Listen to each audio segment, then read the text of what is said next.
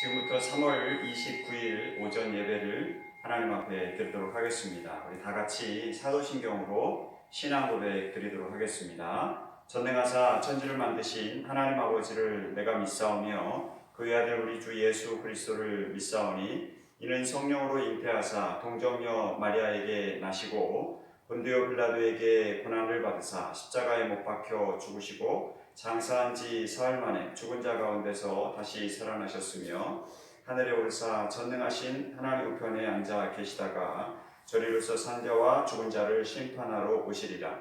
성령을 믿사오며 거룩한 공예와 성도가 서로 교통하는 것과 죄를 사하여 주시는 것과 몸이 다시 사는 것과 영원히 사는 것을 믿사옵나이다. 아멘. 우리 다같이 찬송가 370장 찬양 드리도록 하겠습니다. 370장 주 안에 있는 나에게 찬양 드리겠습니다.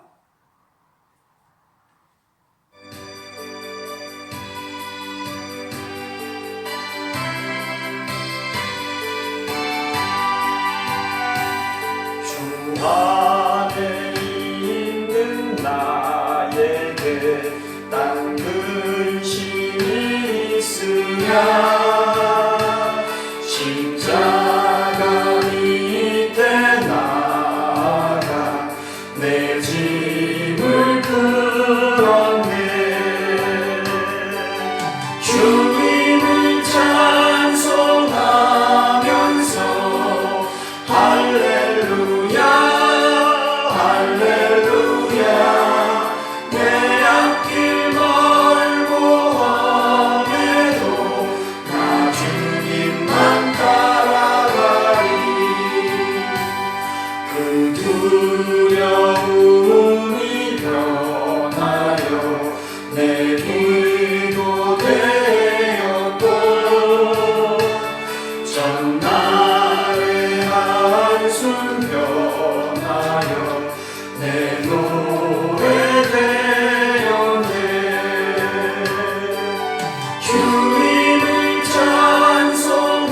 찬송하면서 할렐루야 할렐루야 내 앞길 멀고 험해도 나 주님만 따라가리.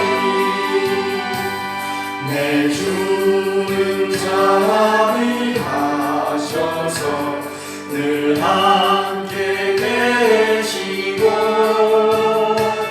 내 궁핍함을 아시고 늘 채워주시네. 주님을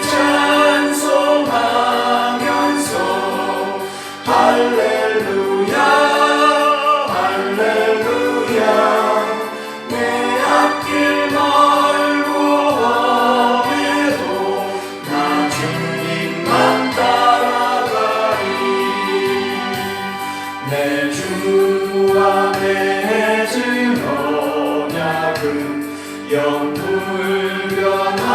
영불변하시니 그 나라 가기까지는 늘 보호하시네. 주님을 찬송하면서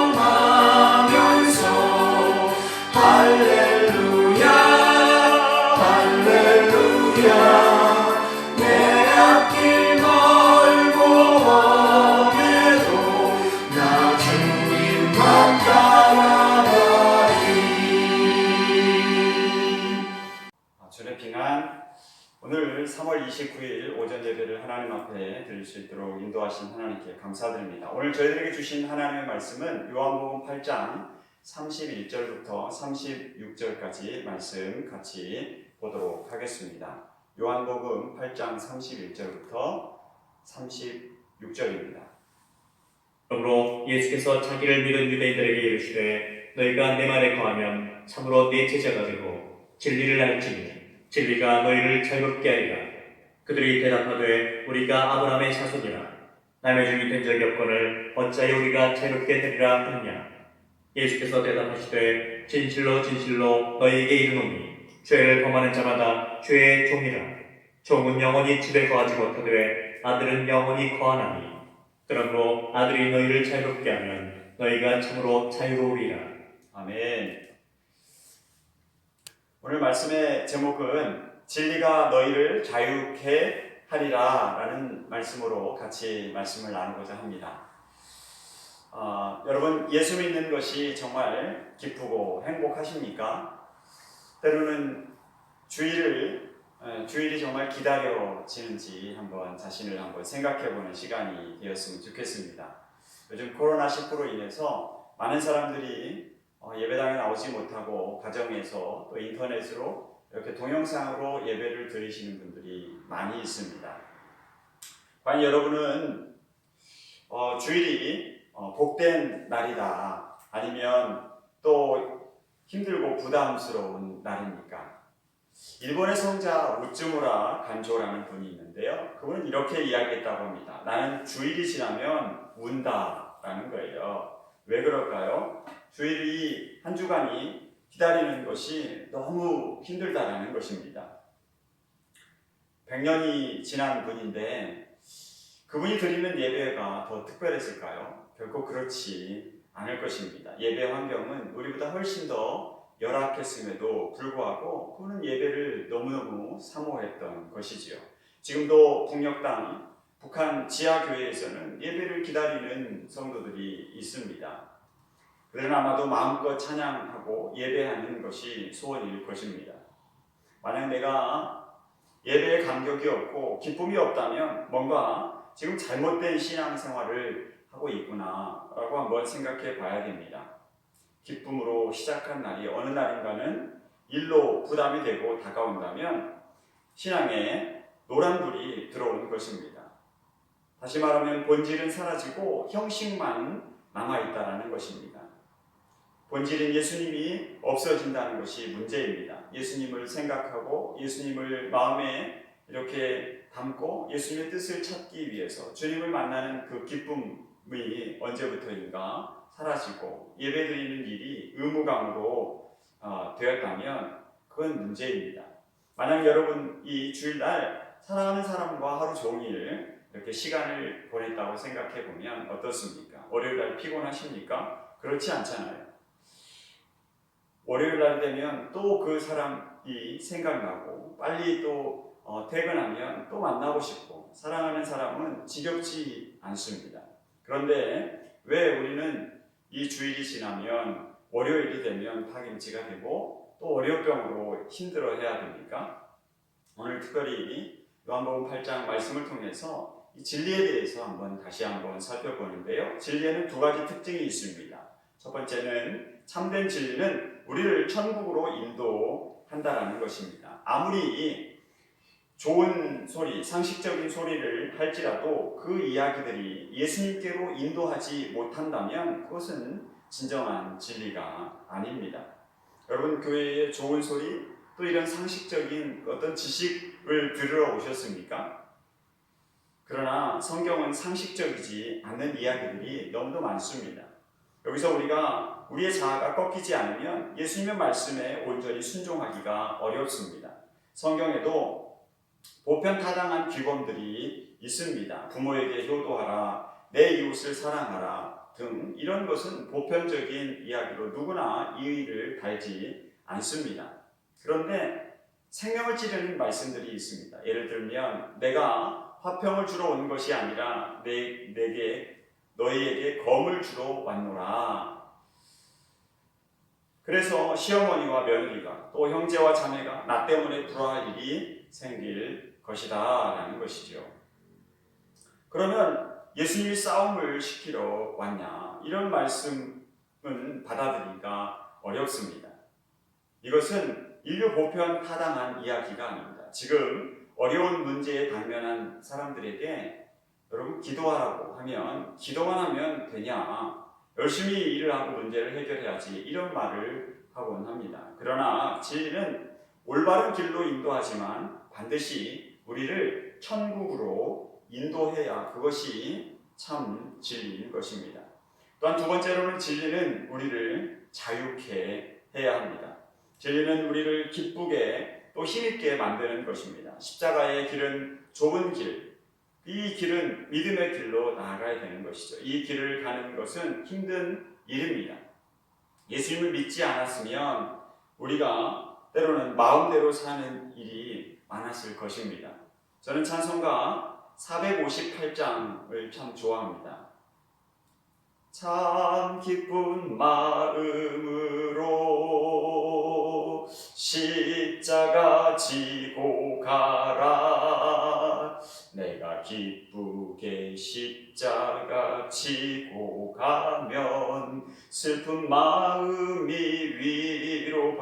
위로받네. 이런 찬양입니다. 십자가를 지고 가도 그것을 기쁨으로 지고 간다라는 그런 찬양입니다.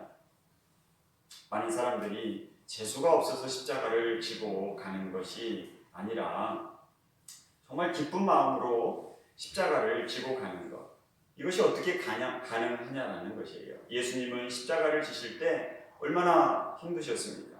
그런데 예수님은 십자가로 인해서 불평해 본 적이 한 번도 없다라는 거예요. 원망하지도 않았습니다. 십자가를 지면서 불평하고 원망한 것이 아니었어요. 그것은 십자가에 지는 자세가 아닙니다. 십자가는 분명히 고통스럽지만 그것이 나에게 불평거리가 될 수 없다라는 것이에요. 이것이 진리의 능력이기 때문입니다. 오늘 말씀에 보면 요한복음 8장 31절, 32절 말씀을 우리가 같이 보았습니다. 여기 말씀에 우리에게 주는 메시지가 여러 가지가 있는데, 첫 번째로는 예수님의 가르침대로 살아내는 사람이 내 제자다, 이렇게 말씀하고 있어요. 31절에 보니까 너희가 내 말에 거하면 참으로 내 제자가 되고, 이렇게 말씀하고 있습니다. 여러분, 제자는 공부한다고 제자가 되는 것이 아닙니다. 여러분이 제자 훈련을 10년을 했다고, 어떤 사람이 10년을 제자 훈련을 받았다는 거예요. 한국에서 열심히 한 2, 3년 제자 훈련을 받았더니 중국에 또 이 직장이 그쪽으로 가는 바람에 중국에 갔더니 또 그 교회에서, 한인교회에서 또 제자 훈련을 받으라고 해서 또 제자 훈련을 받고, 또 그곳에서 또 다른 사람을 가르치는 일도 또 해보고, 또 다시 돌아와서 다른 교회에 갔더니 또 제자 훈련을 받으라는 것이죠. 그래서 그분이 이렇게 오랜 동안 제자 훈련을 받았는데 제자 훈련이 그 사람을 바뀌지 않다라는 거예요. 그렇습니다. 우리가 제자 훈련을 아무리 많이 받는다고 해도 제자 훈련이 우리를 변화시키는 것이 아닙니다. 예수님이 우리를 변화시켜 주신 거죠. 주님과의 관계 가운데, 우리가 친밀한 관계 가운데서 정말 주님과 동행하는 삶으로 말미암아 우리가 더욱더 성숙한 신앙의 자리로 나아가죠. 두 번째로는 예수님의 말씀을 우리가 실천하고 살면 그제서야 비로소 우리가 진리에 눈을 뜨게 됩니다. 여기에서 우리가 말씀대로 사는 것 너무너무 중요합니다. 우리가 말씀을 들었을 때에 그 말씀대로 살아내는 것이 정말 우리의 신앙에 너무너무 중요한 것이죠. 나주에 이세종 이라는 분이 한 분이 계셨다고 해요. 일제시대에. 그분이 정말 처음에 너무너무 가난해서 악착같이 돈을 벌어서 그분이 지주가 되었어요. 그런데 어느 날 선교사님이 그에게 복음을 전해줬습니다. 그는 그 복음을 받고 성경을 읽기 시작을 했습니다. 그러면서 그 성경을 통해서 그가 깨어지기 시작합니다. 그러면서 성경이 얼마나 은혜가 되는지, 그가 방에서 성경을 보고 있을 때 이 종들이 밖에서 마당을 쓸고 있으면 도대체 우리 주인님은 누구랑 얘기하나, 그렇게 소리가 들리는 거예요. 얘기하는 것처럼. 예수님, 내가 정말 그렇게 살겠습니다. 순종하겠습니다. 예수님 그 하루하루 주시는 말씀에 그대로 말씀대로 살려고 노력하는 그 이세종은 점점 주님을 더 깊이 만나게 됩니다. 그러다가 그가 어느 날 삭개오에 대한 그 말씀을 보게 됩니다. 삭개오에 대한 말씀을 읽으면서 그가 내가 바로 삭개오고 내가 죄인이라는 것을 깨닫고 그가 철저하게 회개합니다. 그리고는 그날 저녁에 자기에게 빚진 자, 소장농, 그 땅 문서를 다 꺼내놓고 그 사람들을 다 불러가지고 다 앉게 합니다. 모든 사람들이 다 그에게 이렇게 매달려서 먹고 사는 사람들이었습니다. 그런데 그날 저녁에 모든 빈문서를 불태워 버리고 그 집문서를 그들에게 돌려주면서 내가 몰라서 한 것이니 용서해 달라고 그들에게 그런 자유를 줬다라는 거예요. 그들에게 땅을 다 돌려줬다고 합니다. 그는 진정으로 말씀대로 그렇게 살았던 사람입니다. 진리의 말씀이 있다 할지라도 우리가 그 말씀대로 살지 않으면 아무 소용이 없다라는 거예요.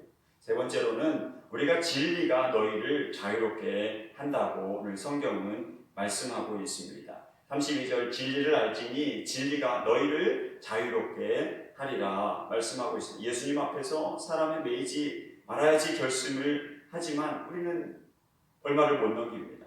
또 내가 예배를 기쁘게 드려야지 하지만 한 주 지나면 그것을 잃어버릴 때가 많다는 이것이 내 노력과 내 힘으로가 안 된다는 거예요. 그럼 어떻게 해야 이 진리가 나를 자유롭게 할 것인가?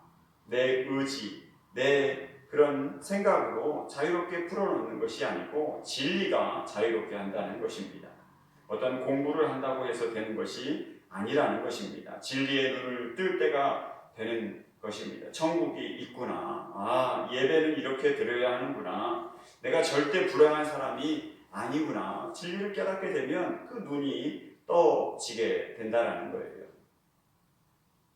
그래서 사람들 중에서는 이 자유에 대해서 오해하는 사람들이 있어요. 자유하면 내 마음대로, 내 자기 마음대로 사는 것이라고 생각합니다. 그러나 정말 제가 장담하는데 사람들이 내 마음대로 사는 사람, 그런 사람은 100% 지옥에 갑니다. 지옥에 가고 싶으면 여러분 마음대로 그렇게 사시기 바랍니다.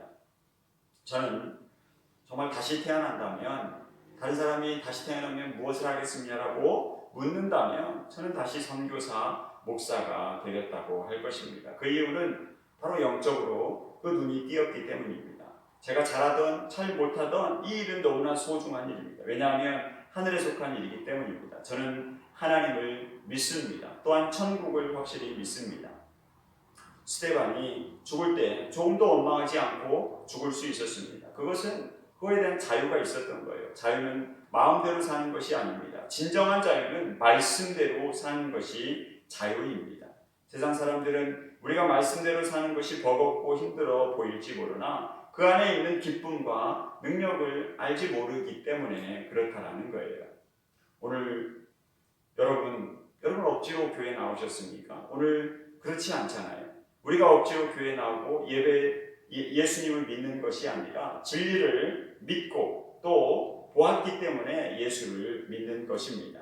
북한의 성도들도 정말 목숨을 그 위협을 느껴가면서 목숨을 잃어가면서까지 지하에서 예수님을 믿고 예배하는 것은 그들이 진리를 맛보았기 때문입니다. 초대교회의 특징을 이렇게 한번 성경을 통해서 보면 어찌 보면 안진뱅이가 일어나고 서로 사랑하고 물건을 공유하고 그런 능력이 나타나서라고 아마 생각할 수도 있겠지만 초대교회의 진정한 특징은 기쁨입니다. 기쁨. 사도행전 5장 41절에 보면 아주 경이로운 장면이 나옵니다. 도대체 사도들은 어떻게 그렇게 할 수 있었을까? 나라면 과연 그렇게 할 수 있었을까? 그렇게 심한 채찍에 맞고 또 공회에 잡혀가고 그런 것들을 보면서도 그들은 기쁨으로 여겼다라는 거예요. 로마 당시에 그런 채찍은 일반 가죽 채찍이 아니었어요. 그 채찍 끝에 낙덩이가 붙어 있고요. 뼈 그런 조각이 같이 묶여져 있어요. 그래서 한번 내리치면 그게 살에 박히고 이렇게 뜯어내면 살점이 떨어지는 그런 아픔과 고통이 있는데도 불구하고 그런 어려운 가운데서도 그들은 정말 끝까지 주님 바라보면서 기뻐했다는 거예요. 사도행전 41절 아까 말씀해 보면 사도들은 그 이름을 위하여 능욕받는 일에 합당한 자로 여기심을 기뻐하면서 공회 앞에서 떠나니라. 어찌 보면 역설적인 사고입니다. 나 같은 것이 무엇라고 정말 예수님 이름 때문에 핍박을 받는가 하며 멈추지 않고 그들은 복음을 전했다라는 것입니다. 이것이 믿음의 믿음의 증거는 진리를 통해 자유를 얻기 때문입니다. 진리가 우리를 자유케 한다고 했는데 그동안 우리가 자유하지 못했던 것은 아마도 무언가에 이렇게 붙잡히고 속박되었다라는 거예요. 오늘 그 속박이 무엇인가 살펴보면 첫 번째는 죄입니다. 요한복음 8장 34절 말씀을 보니까 예수님께 대답하시되 진실로 진실로 너희에게 이르노니 죄를 범하는 자마다 죄의 종이라. 죄를 범하는 자마다 뭐라고요? 죄의 종이라 이야기했습니다. 죄를 범하면 죄의 종이 됩니다. 채권자와 채무자의 관계가 형성되는 것처럼 죄를 지으면 죄의 지배를 받게 된다는 것입니다. 술을 많이 마시는 사람들이 어떻습니까? 처음에는 그 사람이 술을 마시지만 나중에는 술이 그 사람을 마신다. 그런 말이 있잖아요. 그래서 그 사람들은 어때요? 막 전봇대가 아스팔트가 뻥 일어나고 그런 얘기를 하잖아요. 술에 의해서 그 사람은 정말 술에 의해서 지배를 받는 것이죠. 진리는 죄를 속량하고 이런 회복하는 능력이 있습니다. 죄를 온전히 이길 수가 있다는 거예요. 예수님 만난 사람의 특징은 회복된다는 것입니다. 삭개오가 정말 그 세리와 삭개오가 회복됩니다. 혼자 그렇게 정말 고통 가운데 있다가 예수님을 만나고 회복되죠. 사마리아 여인이 예수님을 만나고 그동안의 그 인생의 갈증을 해결하고 참 자유를 얻게 됩니다. 간혹 신방을 가게 되면 자기 과거에 잘못했던 것, 정말 지금 여러 가지 허물들을 아는 그렇게 이야기하는 것을 봅니다. 그분들을 보면서 이분이 진짜 예수님을 만난 사람이구나 그런 이야기를 하는 거예요. 기도 제목을 다 내놓고 목사님 기도해 주세요. 정말 예수님을 만난 사람은 주님이 내어놓을 때에 다 회복시켜 주십니다. 성경에 보면 현장에서 가늠한 여인도 예수님이 용서해 주셨습니다. 베드로는 어떻습니까? 주제였던 베드로도 3번이나 예수님을 부인했잖아요. 어찌 보면 나 같으면 용서할 수 없을 것 같아요. 네가 감히 어떻게 그럴 수가 있냐고 그럴 수 있을 수도 있어요. 그런데 예수님은 그에게 찾아가서 네가 나를 사랑하느냐? 네가 나를 사랑하느냐? 3번씩이나 물으면서 그를 다시금 회복시켜 줍니다. 다시 말하면 정말 그 사랑을 확인하고 그에게 다시 힘을 얻게 해 주시는 것이죠. 교회에서조차 우리가 용서받지 못한다면 어디에 가서 용서를 받을 수 있습니까? 감옥에 가면 용서받을 수 있습니까? 그렇지 않습니다. 교회는 어찌 보면 영적인 그런 병원과도 같습니다. 병들고 문제가 있으니까 교회에 오는 것입니다. 문제가 있으니까 이곳에 오는 것. 교회는 끊임없이 그들에게 손잡아주고 기회를 주어야 됩니다. 그런데 말처럼 그렇게 쉽지 않다라는 거예요. 실질적으로 교회 가면 얼마나 매정한지 몰라요. 조그만 실수도 또 용납하지 않고요. 그러면 안 된다는 겁니다. 사랑으로 허물을 덮어 주어야 됩니다. 어린아이가 태어나서 걸으려면 10,000번에서 20,000번 넘어져야 한다고 합니다. 어느 날 아이가 앉았다가 벌떡 이렇게 일어나서 뛰는 놈이 한 명도 없다라는 거예요. 만약 그런 아이가 있다면 그는 비정상적인 아이인 것입니다. 일어나서 걸으려면 수도 없이 넘어지고 또 앉았다가 기었다가 울고 그러는 과정 가운데 서서히 걸음마를 배우게 됩니다. 이때 어머니는 수없이 기다려주는 겁니다. 네가 지금 걷지 못하는 것은 당연한 일이야. 괜찮아. 넘어져도 다시 일어나봐. 손 잡아주잖아요. 우리 손 잡아줍시다. 시간이 지나면 저 연약한 저 형제도 하나님께서 반드시 사용할 거야. 우리 기다려주고 격려해주고 괜찮아 걱정하지 마 우리가 있잖아 또 주님이 계시잖아 하며 격려합시다. 진리는 죄에서 속량하고 회복시키는 능력이 있습니다. 두 번째로는 우리를 속박하는 것이 바로 종교의 영입니다. 교회에서 실족하고 넘어지는 것은 교회 안에 종교적인 그런 사람이 있기 때문입니다. 우리 교회가 생명 공동체라면 다른 사람들이 정말 와서 느끼는 느낌이 세상과 다를 바 없다면 큰일입니다. 헌금 많이 하는 사람이 대접받고 오래 다닌 직분자들이 기득권을 행사하고 또 교회의 문턱이 이렇게 높아졌다면 그것은 교회가 아니라 어찌 보면 종교 집단인 것입니다. 이런 것은 절대 안 됩니다. 끼리끼리 파당을 만들고 기득권을 행사하고 그런 다른 사람을 왕따시키는 일이 없어야 합니다. 그러기 위해서는 우리가 말을 조심해야 됩니다. 말을 퍼뜨리거나 남의 험담을 하고 정죄하고 너 교회 온 지 얼마나 되었나 하고 지적질하면 그러면 안 됩니다. 우리의 교회의 머리는 바로 예수님이십니다. 우리는 예수님의 지체입니다. 교회 안에서 주인 행사하려고 해서는 안 된다는 거예요. 종교의 영에 붙들리면 안 됩니다. 종교의 영에 미혹된 사람은 두 가지 특징이 있습니다. 첫 번째로는 본질보다 어떤 형식을 앞세웁니다. 본질에는 관심이 없습니다. 그래서 항상 그 사람은 어떤 형식이나 어떤 규모나 절차 등 그런 것을 따지는 것이지요. 그것들을 얼마나 중요시하는지 몰라요. 또한 예수님의 제자들도 예수님께서 십자가에 못 박혀서 돌아가실 때까지 그들의 관심은 누가 크냐 그거였어요. 그 다음 예수님의 왕이 되면 누가 높은 자리를 차지하느냐에 관심이었다는 모두 다 비본질적인 것입니다. 타락한 중세교회를 보면 중세교회의 회개, 구원, 천국과 지옥, 십자가 따위는 관심이 없었습니다. 오직 정말 생명 없는 신앙 논쟁과 또 이단 사냥꾼들이 득세하던 시대가 바로 중세였습니다. 이 중세 시대가 가장 많은 사람들이 지옥에 가는 시대였습니다. 그들은 십자가 없는 헛된 논쟁을 했습니다. 이제는 우리가 종교의 삶이 아니라 본질적인 생명의 삶으로 바꿔야 됩니다. 종교의 영에 사로잡힌 사람은 또한 사람들의 그런 관심을 갖고 외모에 관심을 갖으며 사람들의 평판과 그런 평가에 너무나 예민하다는 것이에요. 바리새인들이 민중들의 관심이 예수님께로 쏠리자 정말 못 견딥니다. 그래서 눈을 부릅뜨고 예수님의 어떤 흠을 잡았고 어떻게 하면 예수님을 잡아 죽이려고 얼마나 예를 쓰는지 우리 사복음서를 통해서 보면 알 수 있습니다. 요한복음 4장 1절에 보니까 바리새인들의 관심은 누가 세례를 더 많이 주었느냐, 누가 지금 관심을 받고 있느냐 그거였어요. 그런데 예수님은 그렇지 않았습니다. 예수님은 어느 날 제자 한 명이 예수님께 와서 어떤 사람이 예수님의 이름으로 귀신을 쫓아냅니다. 그래서 예수님의 이름을 사용하지 못하게 제가 혼을 내줬습니다. 그렇게 이야기하자 아마도 자기들이 칭찬을 받을 줄 알고 그랬는데 예수님은 그것을 금하지 말라고 했습니다. 예수님은 어떤 다른 그런 어떤 평판이나 그런 거에 관심이 있는 것이 아니었어요.